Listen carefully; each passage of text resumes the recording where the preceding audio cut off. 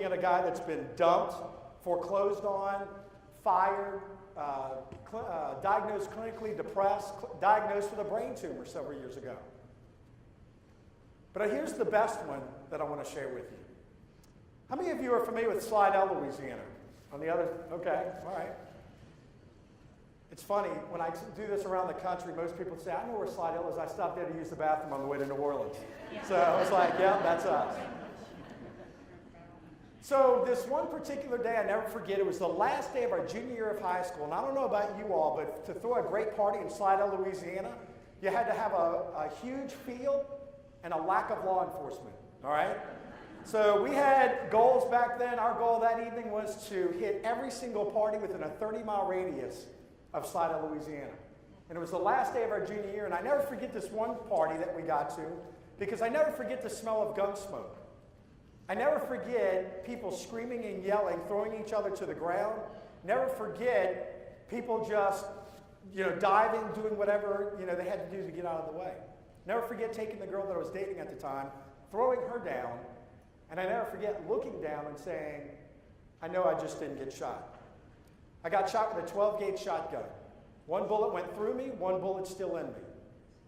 For over 20 years, I never talked about it. Never thought about it, never brought it up, until I decided to write the book.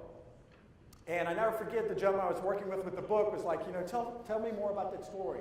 Talk more about that story. But I'll tell you, I asked God for over 20 years, why did I get shot? What was the reason? And the only thing that I could come up with is that he wanted me to be like Lil Wayne or 50 Cent. All right? He wanted me to have some street credit, like a rapper.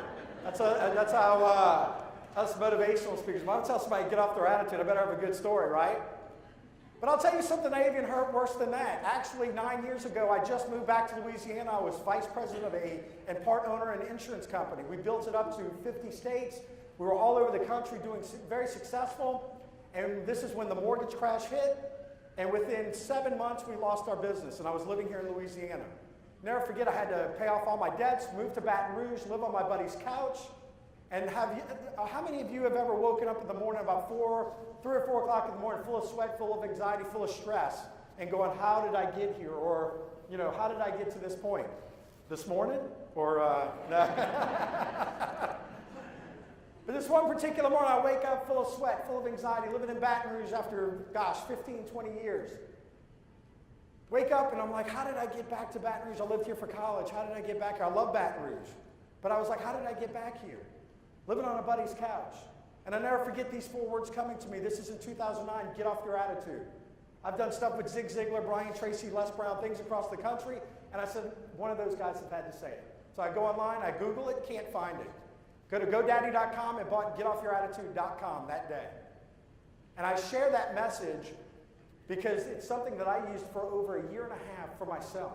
Every time I thought negative, acted negative, just wanted to be negative, I thought about that.